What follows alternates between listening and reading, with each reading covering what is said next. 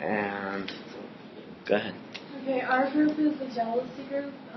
We believe that the American Revolution was caused by the colonial leaders' jealousy and desire for higher status. This can be seen through George Washington, John Adams, Benjamin Franklin, and Thomas Jefferson. America is basically considered the land of opportunities. In the movie that we watched, it stated that in the 1760s, that 13 American colonies were an outpost of the British Empire. All the founding fathers had great ambitions. George Washington, for example, wanted to be the richest and most influential man in Virginia. John Adams of Massachusetts was a struggling lawyer who wanted to do something to surprise the world. Ben Franklin wanted to convince the British government to establish colonies in the newly conquered land in the West. And Franklin wanted to be a new landowner. Franklin was also wanted to be high in office of the British government. And Jefferson had a strong view of independence and believed that people could govern themselves. Because the English had no respect for the colonists, the desire for higher status was hard to achieve because these men were looked upon as just coloners and not sons of royalty. America wanted to create a new world. The Americans wanted to create a new world unruled by the English government. George Washington states that a line should be drawn between Great Britain and the colonies, clearly establishing our rights. We must either assert our rights or submit and become tame and object slaves. To go more into detail on George Washington, he pushed and helped cause the American Revolution for two main reasons. The first was to gain a higher position in the government, in military. With the system the British had, he could not go as high in the ranks as he wanted to because he was not originally English and he was not royalty, so he couldn't lead. And he worked in the British Army for a while, but he never gained the commission that he really wanted. And the second was to be able to, again, like she said, to be the richest man in Virginia. He used to prospect land and then wait till it was available to be settled on, and he would sell it for a higher price. And he really wanted to overthrow the British government and become empowered so that he could be able to purchase land because of part of the problem was the proclamation of Quebec in 1763 and a whole bunch of other proclamations that limited the land he could buy to maintain the fur trade with the Native Americans. In one of his quotes in a letter he wrote to one of his business partners, Crawford, he said, "Nothing is more certain than that the lands cannot remain long ungranted when it is once known that the rights are to be had." So he was talking about how that they all have the right to whatever lands they can get. And so John Adams, before his presidency, he was a lawyer.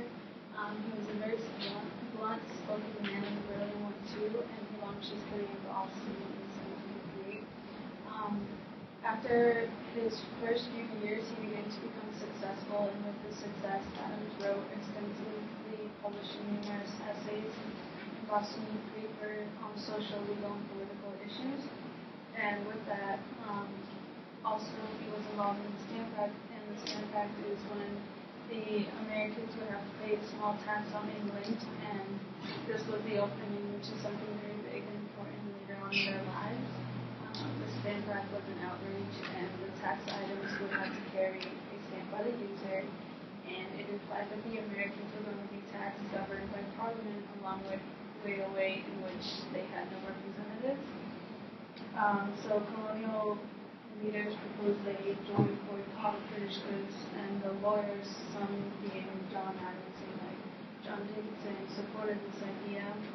And another example would be like how Thomas was privately against the Stamp Act, but publicly he made it clear that he intends to enforce this movement, and this led to a mob seeking out to get him. So people decided to just attack stamp leaders, and those were part of this movement.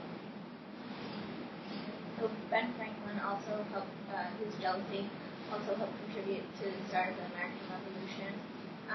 he always aspired to be part of the British government, but since he was born in the colony of Boston, he was not equal to British superiorities. So Franklin ended up receiving anonymous letters from Thomas Hutchinson, the governor of Massachusetts at the time, in which he wrote to England to come over to the colonies and help restore power and control over the coloners, because of the